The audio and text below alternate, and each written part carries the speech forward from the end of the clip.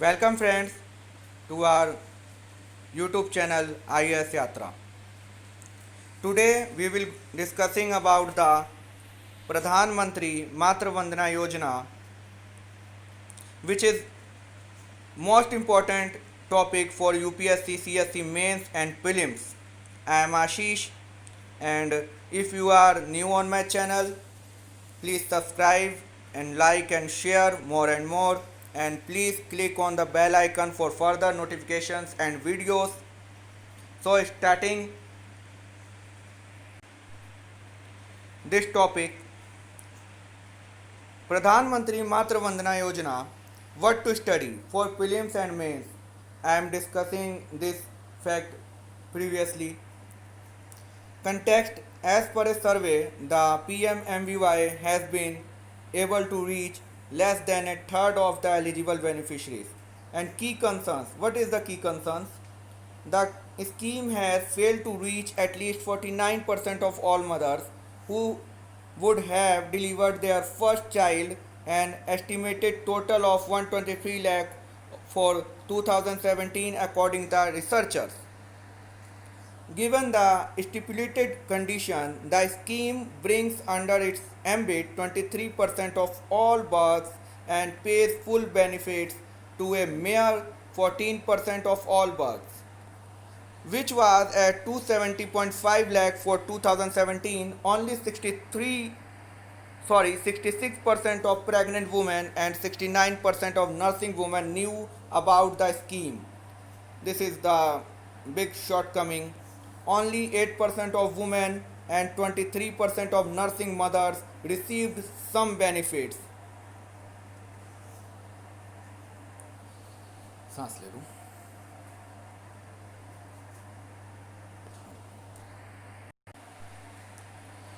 So this data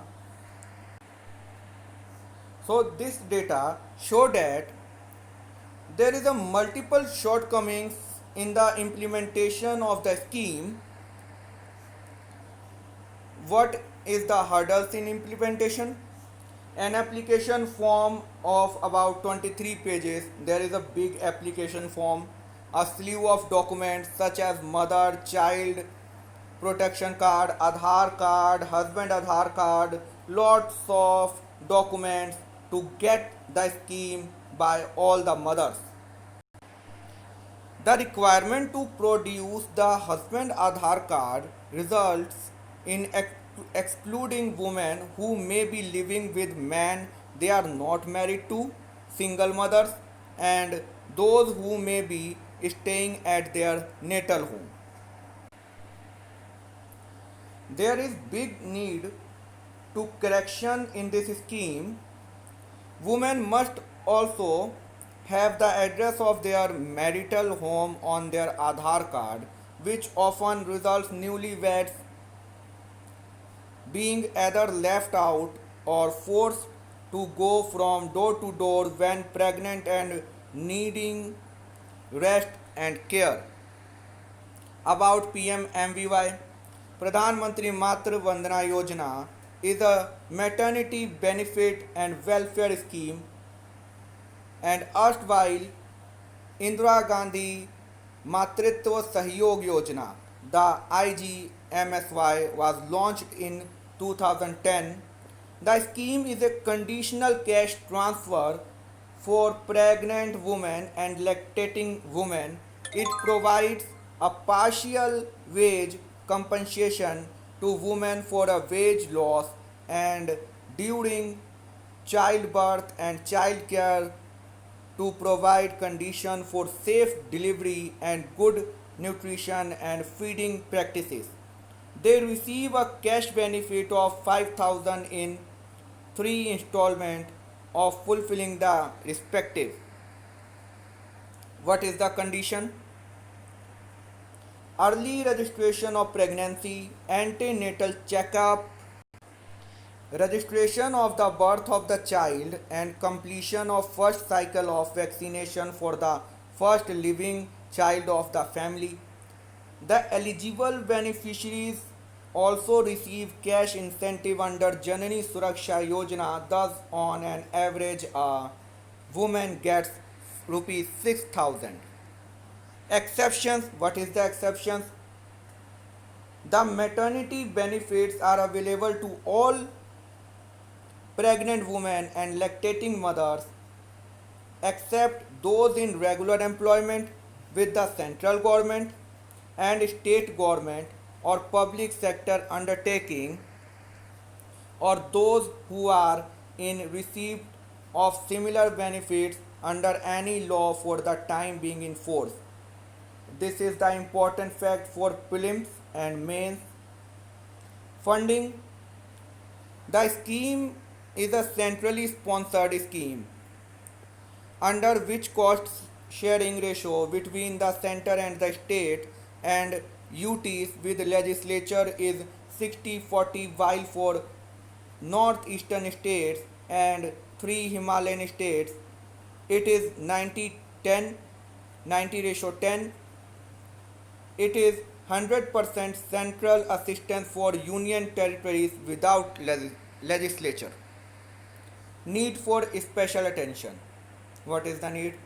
Undernutrition continues to adversely affect majority of women in India. In India, every third woman is undernourished and every second woman is anemic. You can read out the NFHS National Family Health Survey data 2015-16, and this is the most important data, so keep read. An undernourished mother almost inevitably gives birth to a low birth weight baby. Owing to economic and social distress, many women continue to work to earn a living for their family right up to the last days of their pregnancy.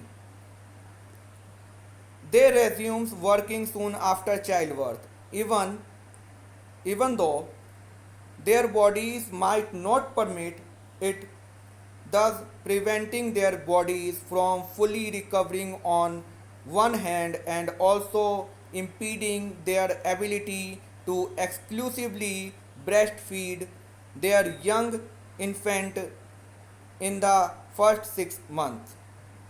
Maternal mortality ratio of India has declined by 8 points. This is the good news, but not enough. From 130 per 1 lakh live births in 2014-16 to 122 per 1 lakh live births in 2015-17, 6.2% decline. This is the good news, but not enough. This translates to 2000 additional mothers saved annually in 2017 as compared to 2015. This is the most important data for you. Please read this. And this is the also most important data related to NFHS 2015-16 and NFHS 3rd 2005-6. This is the difference between this. The SDG Goal 3 reduce the global maternal mortality ratio to less than 70 per 1 lakh live births, 3.4 by 2030. This is the most important data for prelims. So friends, thanks for watching this video and prepare your notes and see you for next video. Thank you.